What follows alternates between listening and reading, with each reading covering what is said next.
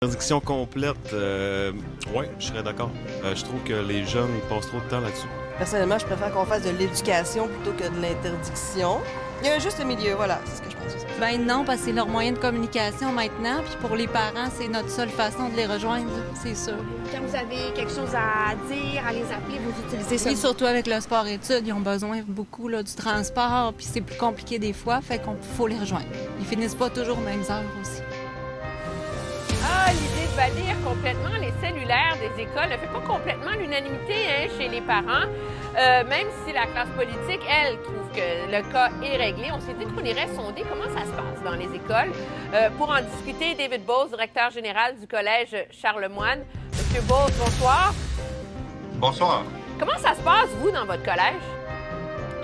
Nous, dans notre collège, les cellulaires sont bannis en tout temps déjà depuis plusieurs années.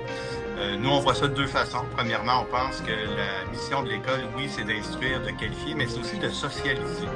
Et puis, avec l'avènement du cellulaire, puis avec l'avènement du numérique, les jeunes, comme les adultes, ont tendance à souvent regarder l'écran au lieu de regarder leurs voisins et la personne devant eux pour apprendre, pour socialiser, pour travailler en équipe, pour participer à la vie scolaire.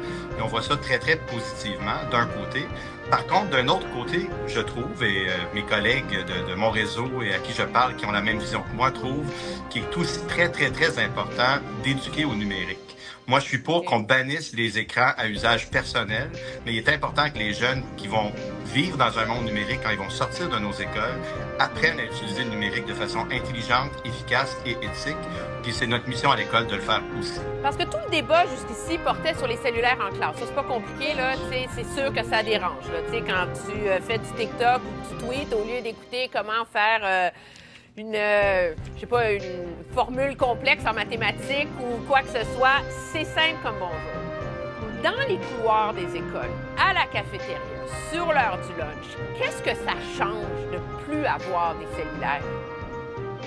Ça fait en sorte que l'élève, au lieu de passer son temps à regarder un écran pour texter ou pour jouer à un jeu avec ses amis ou avec des gens qui ne sont même pas à l'école, va participer à la vie scolaire, va socialiser avec les gens autour de lui, de elle, va aller voir ses enseignants-enseignantes pour avoir de l'aide, participer aux activités parascolaires.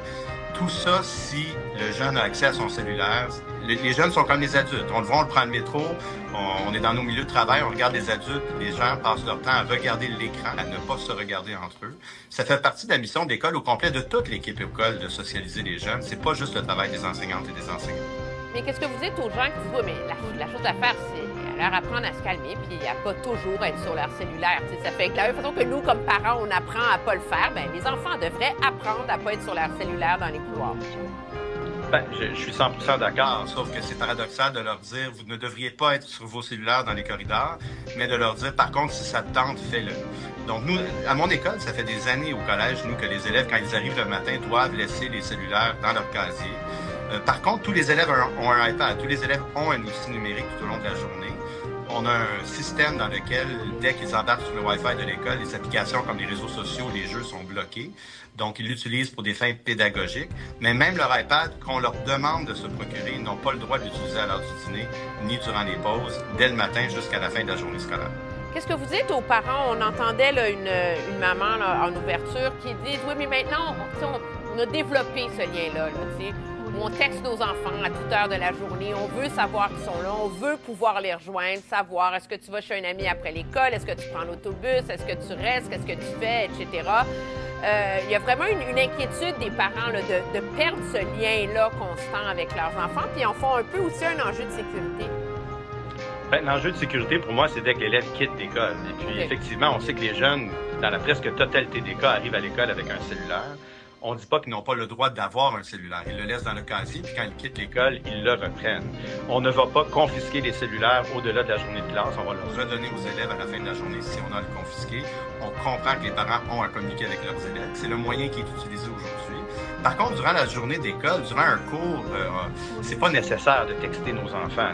L'enfant devrait être en train d'écouter l'enseignant devant la classe. À l'heure du dîner, il devrait être en train de manger et de participer à la vie scolaire avec ses amis autour de lui. C'est pas le moment. Ça n'a jamais été le moment où on interagit avec nos parents à l'école. C'est le moment où on apprend à interagir avec nos collègues de classe et avec nos enseignantes et enseignants. Qu'est-ce que ça change? Est-ce que ça change vous avez vu l'avant-après, là. Est-ce que ça change le climat dans une école? T'sais, au-delà là, des jeunes sur leur écran, là, mais sais, est-ce que ça change le climat, l'humeur, l'ambiance générale?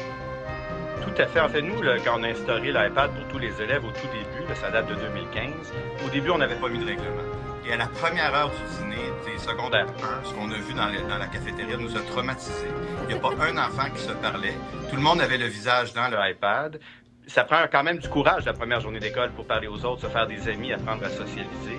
Donc, très rapidement, on a pris la décision que c'était banni à l'heure du dîner. Et du jour au lendemain, on a vu une différence majeure. Les jeunes empruntent des ballons et des balles, s'en vont jouer dehors avec leurs amis. Ils s'inscrivaient beaucoup moins aux activités parascolaires avant qu'on bannisse l'utilisation du cellulaire et du iPad durant la journée. Mais donc, il y a vraiment une grosse différence dans le climat de l'école, une grosse différence dans l'habilité des jeunes de socialiser. Puis c'est très important à l'adolescence d'apprendre à socialiser. C'est un des apprentissages majeurs. Puis ça fait partie de la mission de l'école. J'entends certaines personnes dire oui, mais c'est pas notre travail à l'école de faire ça. Ben, je suis désolé, mais c'est écrit dans les programmes du ministère de l'Éducation depuis toujours qu'on a la mission de socialiser les jeunes et non seulement de les instruire.